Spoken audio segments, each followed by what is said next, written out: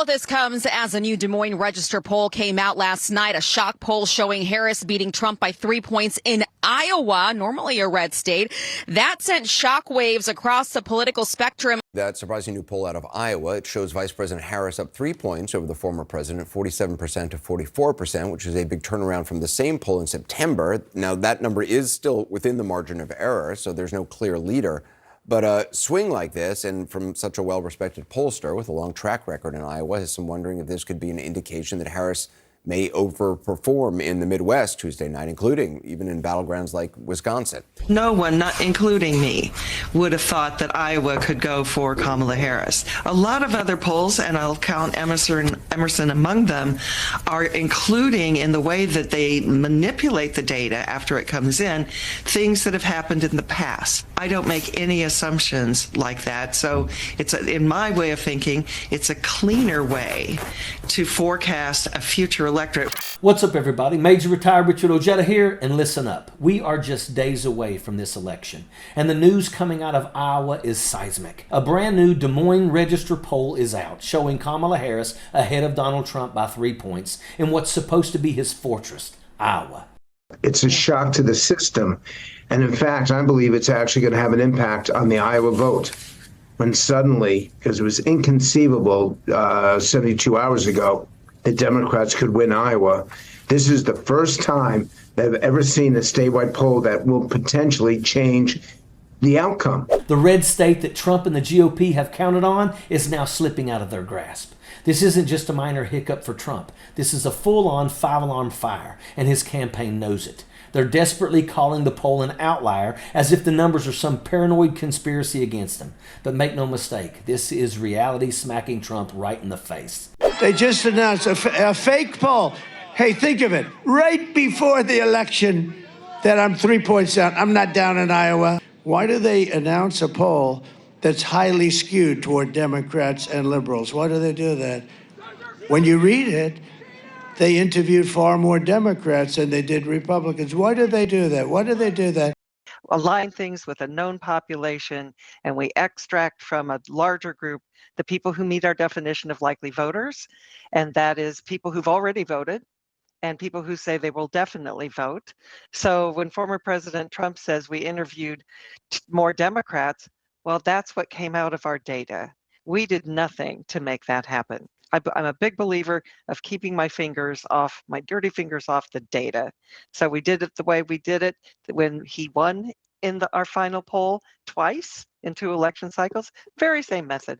The stakes could not be higher. We are in the 11th hour. Trump is losing his grip on a state he used to dominate. Is this the writing on the wall? If Iowa, a reliable GOP stronghold, is starting to crumble, then his entire campaign strategy is on the verge of imploding. And if you think that it's just a political gossip, think again. We are staring down a moment that could change the entire trajectory of this election. But let's not get distracted, because trust me, the chaos doesn't end there. In classic Trump fashion, he didn't take the bad news lying down. No, he lurched over to Fox News, which used to be a safe space, and unloaded a passive-aggressive tantrum that only he could pull off. He was furious about another poll showing Kamala Harris making gains among Hispanic voters. The Hispanic people are incredible people, but I just thought I was shocked to see it because Fox never gives me good polls, never. They should get a new pollster because they're always wrong. But I just saw a poll, I assume it was a Fox poll, where I'm leading with Hispanics. Trump said that Fox should fire their pollster. It's pathetic but predictable. When reality doesn't align with his ego, he tries to bend the world to his will. He acts like he's entitled to winning and throws a fit when the numbers expose the cracks in his supposed unstoppable campaign. And here's the kicker. This is more than just a narcissistic outburst. It's a sign of real panic and a crumbling empire. The Hispanic vote is critical, and Trump's rhetoric has been a disaster for him among these voters. But let's get into why the shift is happening. Let's be brutally honest. Trump's relationship with Hispanic and Puerto Rican communities has been nothing short of disastrous. His disdain and indifference have left deep scars, and his latest stunt only digs at that wound deeper. At a Madison Square Garden rally, Trump defended comedian Tony Hinchcliffe's vile joke about Puerto Rico, calling it just a joke. Well, I guess somebody put on a comedian, and he joked. He was a comedian, he joked. He mentioned Puerto Rico. They made this one comedian telling one little joke early in the show when nobody had even started going into the arena practically.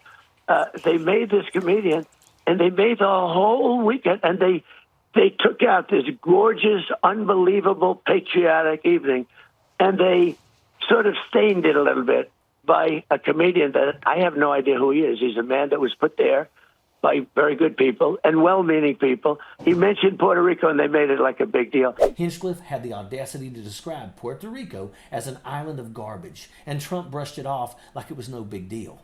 Well, guess what, Donald? It's a big deal. This isn't just an offensive joke. It's about the pattern of disrespect and cruelty that you've shown to Puerto Rican Americans. Let's not forget Hurricane Maria. Thousands of lives were lost, and what was Trump's response? He held back billions of dollars in aid and made a mockery of the crisis by tossing paper towels into the crowd, and then patted himself on the back for doing a great job. To this day, it's still one of the most disgusting displays of incompetence that we've seen. And years later, Puerto Rico is still recovering. Power grids remain fragile, infrastructure is barely holding up, and yet Trump still dares to pretend he was some kind of a hero. That's not leadership, that's negligence, plain and simple. And when he defends vile jokes about Puerto Rico, he's doubling down on that same disdain. Is it any wonder that Hispanic voters are turning away from him in droves? They've seen the truth of his character, and no amount of spin from Fox News or his campaign can change that. This is years of Trump's indifference coming back to haunt him, and it's about damn time. But here's where things go from bad to worse. If Trump gets back into power, this nightmare won't just be about disrespectful jokes. It'll be about real, tangible harm. Enter Project 2025. This isn't just another policy proposal, it's a ticking time bomb. The plan, as outlined on page 184, aims to strip away federal environmental protections, leaving U.S. territories like Puerto Rico exposed to corporate exploitation. Project 2025 labels Puerto Rico's wetlands as unused resources, ripe for development. You know what that means? It means sacrificing Puerto Rico's natural defenses against hurricanes so that big corporations can make a quick buck. Puerto Rico's wetlands and mangroves are essential life-saving natural barriers that absorb storm surges and protect the island from catastrophic flooding. Without them, the devastation from hurricanes would be unimaginable. Homes wiped out, lives lost, and communities left to pick up the pieces, all because Trump and his cronies prioritize profit over people. The broader pattern, and don't think for a second this is just a series of unfortunate events. No, this is calculated. Trump has a long history of putting his ego and his billionaire buddies before the well-being of everyday Americans. He didn't care about Puerto Ricans then, and he won't care when Project 2025 ravages the island. This is the same man who cozies up to corporate polluters and calls any form of regulation a burden. It's beyond negligence. It's cruelty, wrapped up in a shiny gold-plated package. So here we are, days away from the most critical election in our lifetime. We're not just voting on personalities or party lines. We're voting on whether people like Puerto Ricans, American citizens, get to live with dignity and safety. We're voting on whether we allow Trump to bulldoze through protections that keep people alive. This is a moment that demands your attention, your outrage, and your action. You might be asking, what can I do? Well, here's what. Don't let this moment pass you by. Talk to your neighbors. Share this message. Make sure people know that this isn't just about poll numbers or campaign drama. This is life or death for millions of Americans. The ground is shifting, and we have the power to make sure it shifts in the right direction. The election is November 5th. The stakes couldn't be higher. Let's stand up, speak out, and make history for all of us. And that is an absolute fact. Sappers clear the way, airborne all the way.